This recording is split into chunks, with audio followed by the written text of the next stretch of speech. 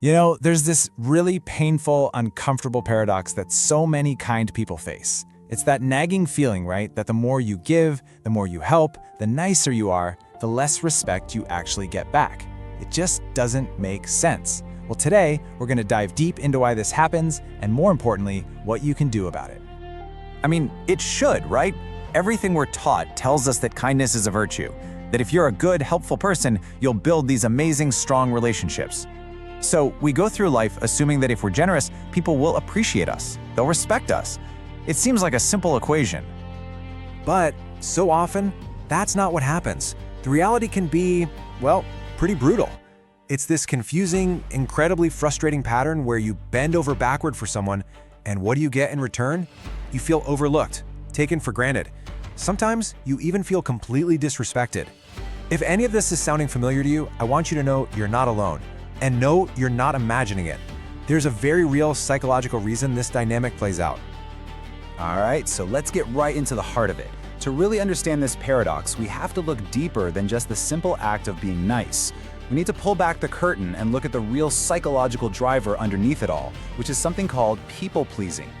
This quote really changes how we think about niceness, doesn't it? It suggests it isn't always about genuine kindness.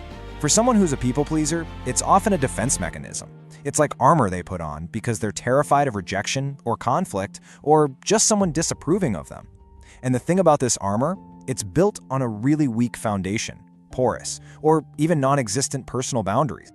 The clinical term for this is porous boundaries. And what that really means is that the line between your own needs, your feelings, your responsibilities, and those of other people, it just gets blurry. You start to absorb their problems, you feel like you're responsible for their emotions, and your whole sense of who you are gets tangled up in whether or not they approve of you.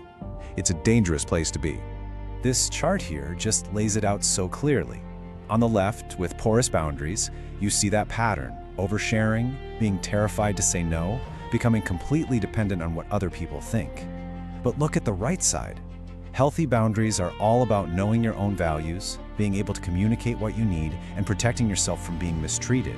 It's not about being mean or unkind. It's about having a strong, clear sense of self. And this is the uncomfortable truth at the center of it all. Your boundaries, or your lack of them, teach people how to treat you. So when you consistently let your own lines be crossed, you're sending out this subconscious signal that says, my time isn't valuable, my energy isn't important, my needs don't matter. You're essentially signaling a lack of self-respect, and that unfortunately gives people a kind of permission to disrespect you too. So let's shift away from the theory for a minute and look at how this actually shows up in day-to-day life. Because I promise you, once you start to recognize this pattern, you'll see it everywhere.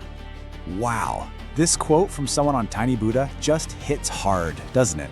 Because it's so incredibly relatable for so many people. You become the go-to person for everyone else's drama. You listen, you give advice, you try to fix things.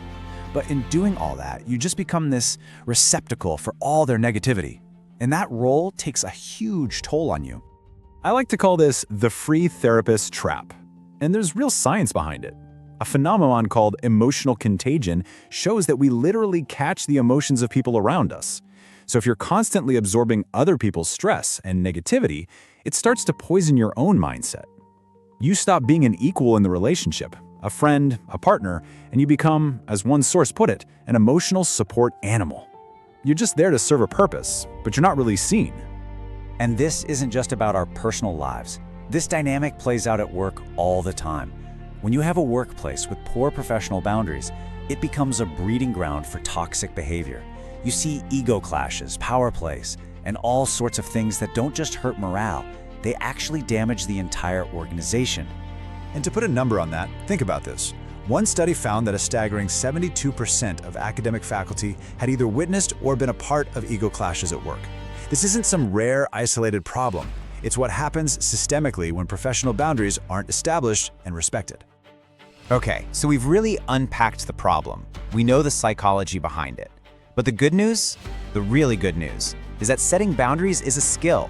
And like any skill, it's something you can learn. So let's talk about the practical steps to get there. This 5-step process is a great roadmap. First, you have to know your boundaries. That means doing a little self-reflection. What are your core values? What are the lines you just aren't willing to let people cross anymore? You can't defend a border you haven't defined. Second, you have to plan. Think ahead. What will you say when you're in that tough spot? Having a script ready helps you avoid falling back into old habits. Third, communicate them.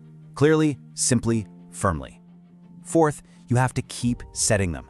People will test you, usually out of habit, so consistency is absolutely key.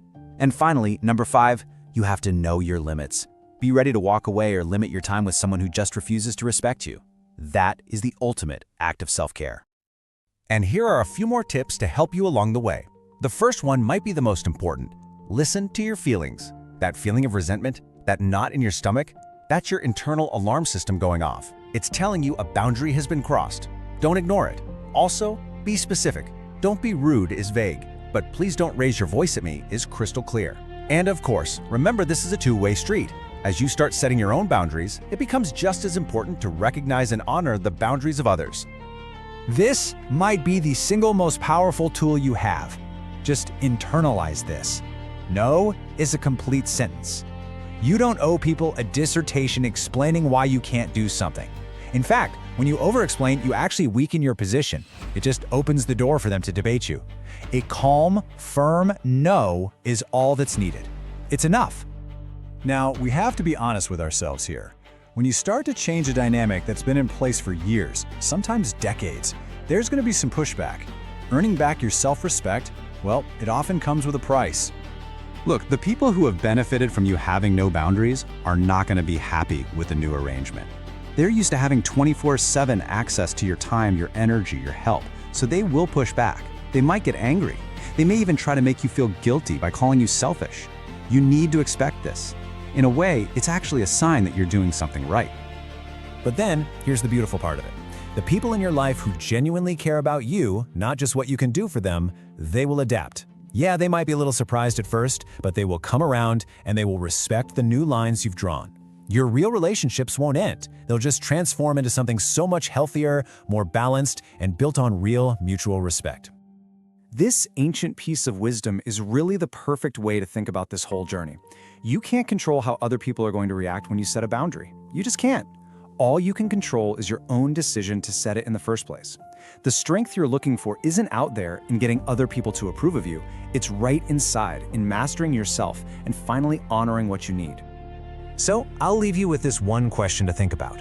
It doesn't have to be some huge, life-altering change. Just, what is one small, specific boundary you can set this week? Maybe it's saying no to an extra project you just don't have time for. Maybe it's leaving work on time for once. Or maybe it's just not answering that late-night phone call from the friend who only ever calls to complain.